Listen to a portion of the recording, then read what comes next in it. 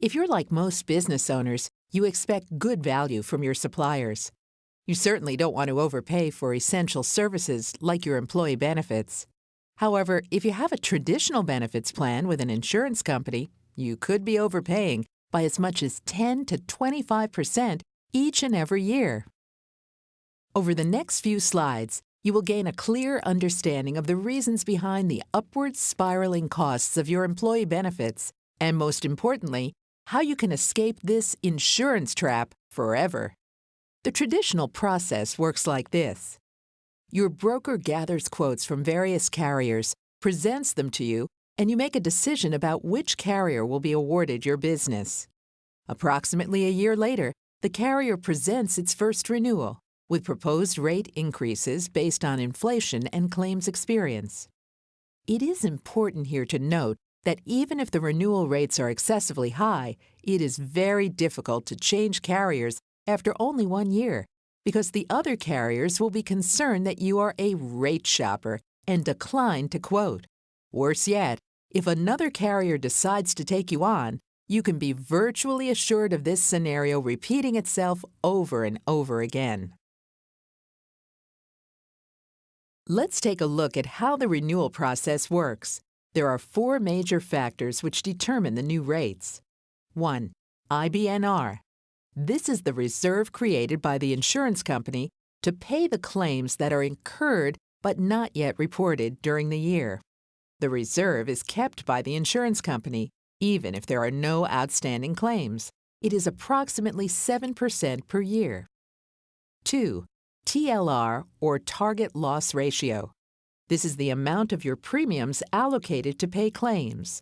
It is typically between 70 and 80%, which means only 75 cents of every dollar goes to pay claims, while 25 cents stays with the insurance company. 3. Dental trend, an increase of 6.5 to 8%, depending on the carrier. 4. Extended health trend, an increase of 11.5 to 15%. Both of these trend amounts are calculated as increases to the previous year's premiums, regardless of your claims experience.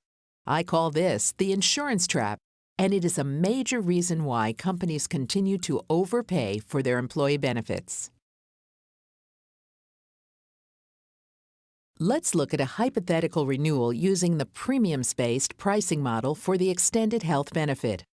In graph number 1, your claims are right at the TLR, yet you will experience an increase of 11.5 to 15% on renewal. Worse yet, if your company's claims are higher than expected, as in graph number 2, you can expect a significant increase of more than 21.5% next year. Even if your company claims are lower than expected, as in graph number 3, you will still face an increase in your rates next year of between 1.5 and 5%, and the insurance company keeps the surplus. Do you feel this is reasonable? Clearly, many companies are struggling with these price increases. This is not a sustainable pricing model. There is a solution. Instead of being caught in the insurance trap of ever-increasing premiums, why not consider the claims-based funding model? This is a pure funding model based on claims alone, with no artificial inflation trends adding to your costs, and results in significant savings year over year. The advantages are numerous.